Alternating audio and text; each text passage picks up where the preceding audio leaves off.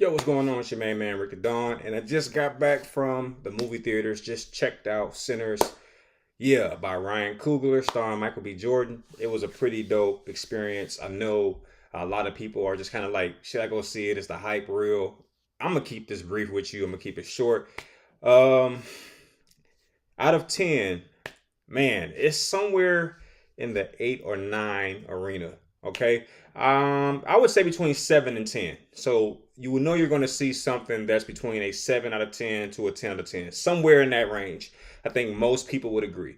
I don't think anybody who was in the theater with me would call this a 6 or lower, in my personal opinion. Um, I don't want to spoil you a lot.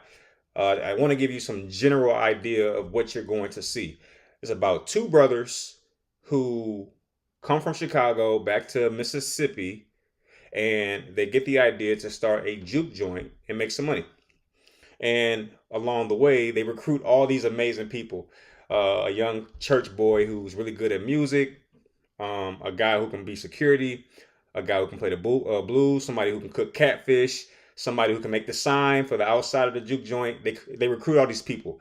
I'll say this: amazing movie. Even if you remove the vampire element, the movie by itself is extremely well choreographed.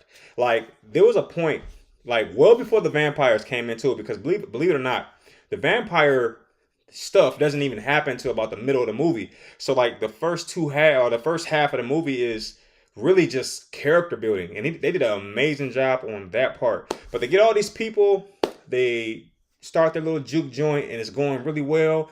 And then the pastor's son, young preacher boy, plays some music and lights that place up. And this is probably the best part of the film, because they're basically telling you that great music can resurrect the past and even usher in the future. So they have this amazing scene, probably the most dynamic scene of the film.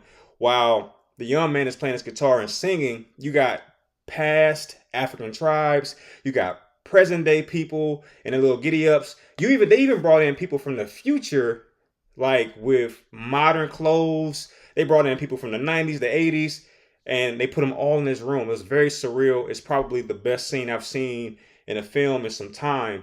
And I just loved how they pulled that off. You'll know what I'm talking about when you see somebody that's from the year 2000, interacting with people who look like they're from that particular time frame, where people are still picking cotton and stuff like that. But then you see this person from the future interacting and dancing, and then you see this person from like, pre-slavery African day. It was just amazing.